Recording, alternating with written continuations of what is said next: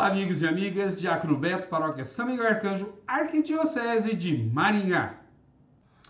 Estamos estudando o livro do Deuteronômio, o quinto e último livro do Pentateuco. Já fizemos a introdução e olhamos o capítulo 1. E hoje, no nosso quarto estudo, nós vamos estudar os capítulos 2, 3 e 4. Mas, para iniciarmos esse nosso estudo, invoquemos a Trindade Santa, que é Pai, e Filho, e Espírito Santo. Amém. Abra sua Bíblia no capítulo 2 do livro do Deuteronômio, e nós vamos continuar a ver que temos uma narrativa histórica. Se o primeiro capítulo começa fazendo uma retrospectiva histórica, desde quando o povo estava no Egito, no capítulo 2 ele continua na mesma tocada. Então vamos ter o percurso de Cádiz até Arnon, depois a conquista do reino de Seom, já no capítulo 3, a conquista do reino de Og, a partilha da Transilvânia, as últimas ordens de Moisés, e aí entramos no capítulo 4, que é onde nós queremos hoje centrar o nosso estudo. Esse capítulo 4, ele é um chamado à fidelidade. Não adianta nada o povo percorrer 40 anos de deserto, sendo libertado com a mão forte de Deus, sustentado por Deus durante todo esse período, e não manter a fidelidade. Agora, o chamado à fidelidade é muito grande. E o capítulo 4 do livro do Deuteronômio, muito importante, começa assim: infidelidade de Fegor e a verdadeira sabedoria. Esse é o tema na Bíblia de Jerusalém. Essa que eu sigo aqui. Agora, pois, ó Israel, ouve os estatutos e as normas que hoje vos ensino a praticar, a fim de que vivais e entreis para possuir a terra que vos dará Yahvé, o Deus de vossos pais. Nada acrescentareis ao que eu vos ordeno, e nada tirareis também. Observareis os mandamentos de Yahvé, vosso Deus, tais como vô-los prescrevo. E aí vem todo um chamado à fidelidade, porque eles estão para entrar na Terra Prometida. E na Terra Prometida só vai haver prosperidade do projeto de um povo com terra, luz para as nações, se houver fidelidade a Deus. E aí vai continuar chamando, por exemplo, lá no versículo 6. Portanto, cuidai de pô-los em prática, o que? Os mandamentos. Pois isto vos tornará sábios e inteligentes aos olhos dos povos. Ao ouvir todos esses estatutos, eles dirão: só existe um povo sábio e inteligente, é esta grande nação. Olha que bacana. Então, seguir a Deus é uma opção inteligente, traz vida. Já no versículo 9, começa um novo tópico, a revelação do Horebe e as exigências de você conhecer a Deus. E começa assim, versículo 9, do capítulo 4. Apenas fica atento a ti mesmo. Presta muita atenção em tua vida, para não te esqueceres das coisas que teus olhos viram, e para que elas nunca se apartem do teu coração, em nenhum dia da tua vida. Ensina aos teus filhos e aos teus netos, no dia em que estavas diante de Yahvé teu Deus no Horebe, quando Yahvé me disse: reúna-me o povo. E aí o texto continua um pouquinho falando desse ensinamento de geração por geração e vai colocar assim, lá no versículo 12. Então Yahvé falou do meio do fogo. Ouvíeis o som da palavra, mas nenhuma forma distinguiste, nada além de uma voz. E ele vos revelou então a aliança que vos ordenara cumprir, as 10 palavras, os mandamentos, né? Escrevendo-as em 2 tábuas de pedra. Aqui nós temos algo interessante, a forma de Yahvé. Então Deus, ele não pode ser manipulado por uma forma.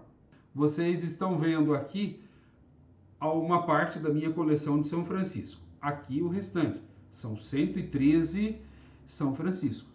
Então, de muitas formas, mas a imagem, ela manipula.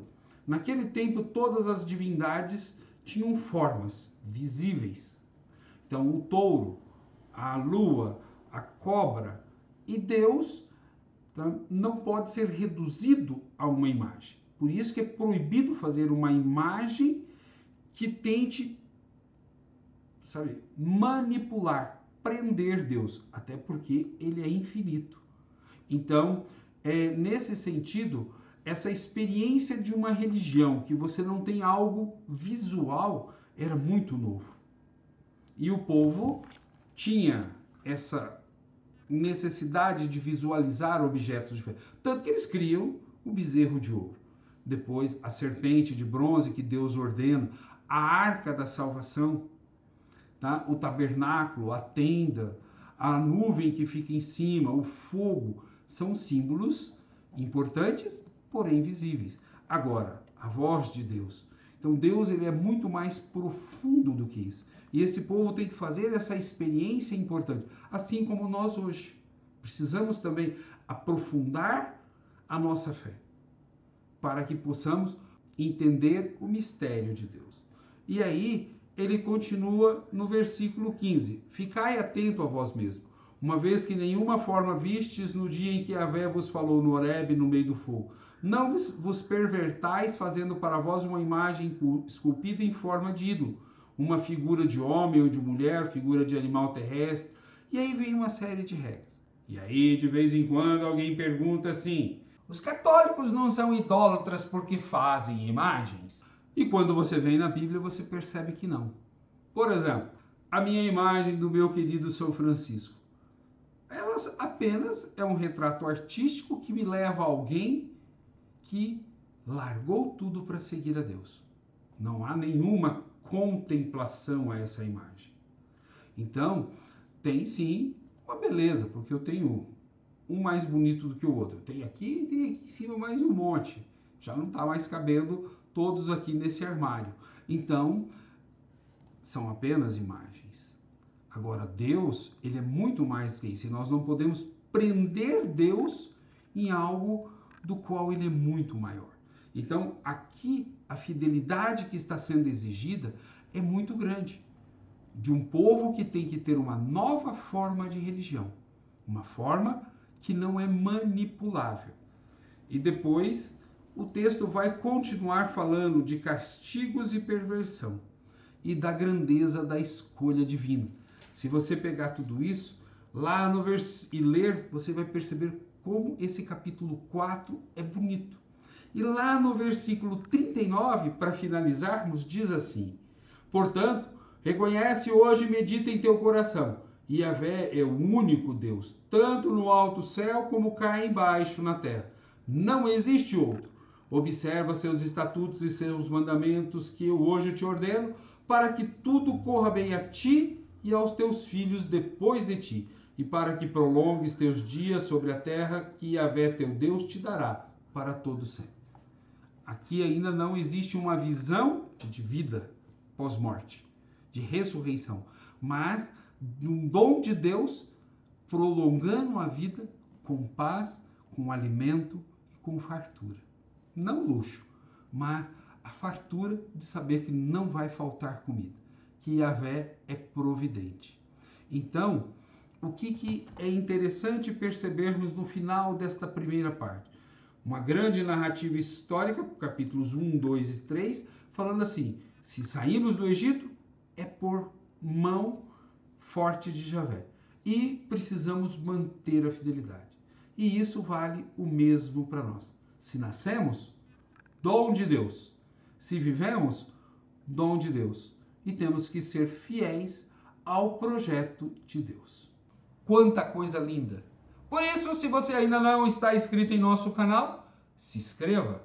Se você já está inscrito, dê o seu positivinho, faça um comentário, para que juntos continuemos a estudar a Sagrada Escritura. Paz e bem a todos!